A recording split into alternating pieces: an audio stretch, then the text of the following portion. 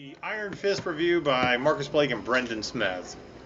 So I'm going to start out by saying this. I don't really know why everybody's complaining about this series. I don't see where the complaints are valid. Because I thought it was great. It did have certain things that weren't great, but I mean overall, I think it was bad, and people are just trashing it. So I'm kind of lost where that trashing is coming from. But I'm going to start out by saying that I don't think this is the best out of the Defenders individual series. I still think Daredevil takes the cake on both seasons, but as a way to introduce Iron Fist, then it was perfect. And you have to spend the first few episodes of people not being convinced that he's Danny Rand. And I thought that was actually really funny, him being in the mental hospital and, Colleen Wing not really trusting him, but yet kind of trusting him. And so, you get the beginnings of exploring his mythology, so to speak. But, once you get, just like every series, when the first season of every series, it takes 4 or 5 episodes before it really does start to pick up. Yeah. And that's exactly what it did with Iron Fist.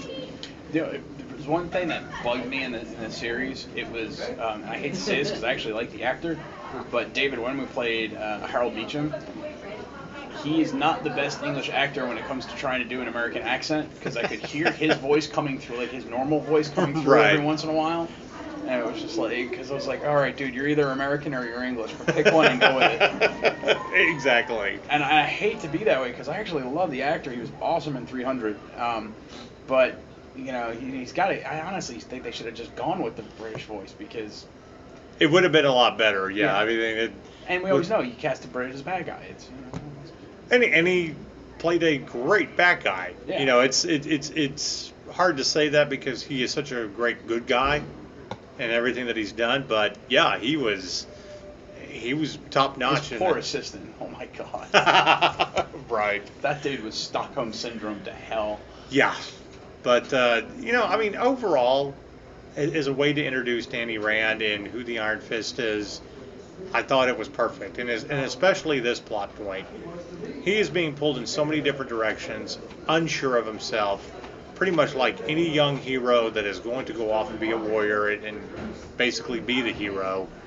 He doesn't know who to trust. As soon as he trusts someone, they let him down, and then he starts to figure out, the truth as he gets to the end, and the people he really can trust.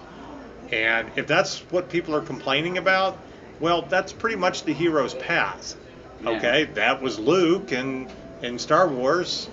That's, Aragon and Lord of the Rings. I mean, we've seen this time and time again.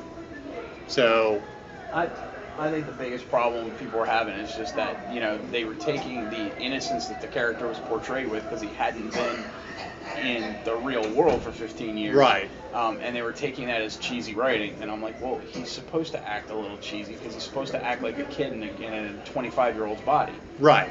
And he is still very innocent and all that. But his innocence really endures him to being this kind-hearted, monk-like person that wants to help everybody. Yeah. And that's, again, adds to him, being a hero and fighting the demons, and that he doesn't want to kill anybody, and basically the same kind of struggles that every superhero goes through. But with that said, probably my major argument was it's very predictable when the stupid sensei of Colleen Wing comes in and he's, talking in shadowy metaphors, vague and everything. It's like, I'm sorry, are you, spoiler alert, but are we not supposed to believe that he's not a bad guy? I mean, it's kind of obvious that he really is that. And that's obvious, but I tell you what, the woman who played, Gal, that's the one that I really, I think is a tremendous villain. Yeah. Because her vagueness and everything that she talks about, which completely twists the truth and makes you question everything, is perfect. To me, she's a manipulator. Yeah, she absolutely reminded me of the Smoking Man from X-Files, which I loved. I mean, there's a few moments in there that I wanted her to just start puffing on cigarettes, and I would have, But for her, it would have had to be with like one of those long cigarette holders. Right. The choreography is great. I honestly like her choreography more than I liked his, but I think it works very well. Yeah. Okay. I mean, the entire series is filled with a lot of action, just like Daredevil, and in pretty much all of them. But overall, it's not perfect. No, but it was still good though. Right, but it's a great series. It's worth binge watching. I think that once people get past I binge watched until 6 o'clock this morning. Yeah. You probably heard me. And I honestly think if you can just get past the first few episodes, like Hello? everybody else, or like every other series, you will be just fine. Is this show, a 6 out of 10 like other people are rating it? No, absolutely not. I'd give it a solid 7.5. Yeah, I mean, for me, I'm going to be a little bit more generous, and I'm going to give it an 8. It is good. It's not Daredevil season 2. No. Okay. If I had to rate them, I would still put Daredevil first. I'd probably put Luke Cage second, Jessica Jones third, but that's really a 2A and 2B for me.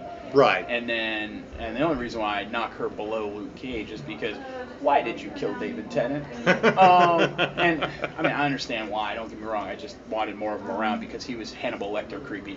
Right. And then Iron Fist, but I think the Iron Fist has got a lot of room to grow, and I think it will. Right. I mean, you're trying to get the Defenders off the ground, and that's coming out in June. So, of course, you have to find a way to completely introduce who he is and his backstory. It very much is like Oliver Queen, coming back and dealing with everything, and you're a completely changed person. But in his case, he was a child, during the plane crash, still trying to figure out the truth, questioning his own destiny. But I really do. I really enjoyed the actress that they got to play Colleen Wing. Yeah, she did a really good job. I'm here for the next 3 days. Good time. Good time. The dynamic between them, the chemistry with them was great. And let's just go ahead and say, Claire Templeton, she is the glue that holds everybody together. I like how she has floated in and out, even got, in on the action in this one. So.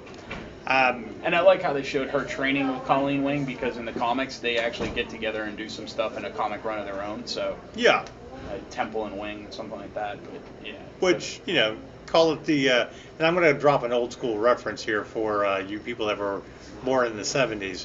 They're kind of like the Cagney and Lacey of the the superhero street level heroes. Yeah. Right. But for me personally, this is an 8 out of 10. Not perfect, good. I would definitely watch it again. Oh, I definitely will watch it again. Yeah, I think there are some things that I, have missed that I need to go back and watch. But I also think it's perfectly cast in a lot of ways. Also, one of the unique things, and again, this is a bit of a spoiler, is, you really feel for Joy because she's more innocent of the siblings and all that, and you really hate Ward because he's a dickhead.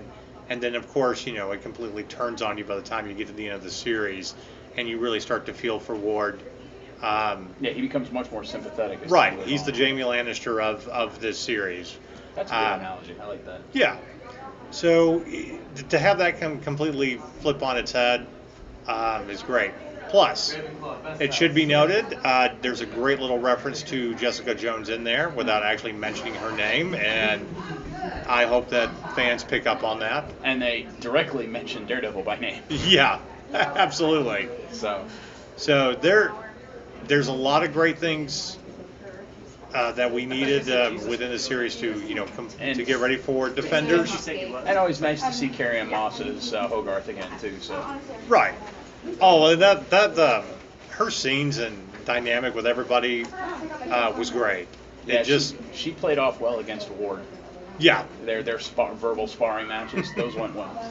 Well, she's just, you actually know more of her ruthlessness and backstory with Jessica Jones, but she is a very much, a sympathetic character, and I like Iron Fist because it showed that side of her. Yeah. That she wasn't just cutthroat, ruthless. You understand that she has to be that way to be good at her job. But But if you love all of the Asian mythology, the martial arts, and all of that, that's all of that comes out in the superhero world or in the Marvel world really comes, if you wish, and here with Iron Fist, and that's what makes it great. Plus, again, the choreography was great, and I applaud everybody for the training they went through to make it look good. Yeah, Colleen Wing's cage fights were awesome. Oh yeah, so she takes on the two guys twice her size. I will admit, she's up there with me. She's one of my nerd crushes. And if I ever meet her in person, I might just geek out a little bit. I will freely admit that. But also, after seeing her in this, I'm a little bit more sympathetic to her as one of the assassin daughters in Game of Thrones. Yeah. Which you're supposed to hate, but this is good. Everybody else that's giving this, like a subpar rating, you guys are just morons. So. Yeah, well, everybody's got to bitch about something, right? I guess. But for me, it's an 8 out of 10. You, it's 7.5, so which will kind of make it about an 8. I think that's a fair line for where this is as a series. And it kind of fits within the middle of everything that we've seen so far. Yep. But I'm glad that we have it, and we can't wait for the Defenders, because I think that's going to be absolutely awesome. And to quote Bill Belichick, we're on to the Defenders. There we go.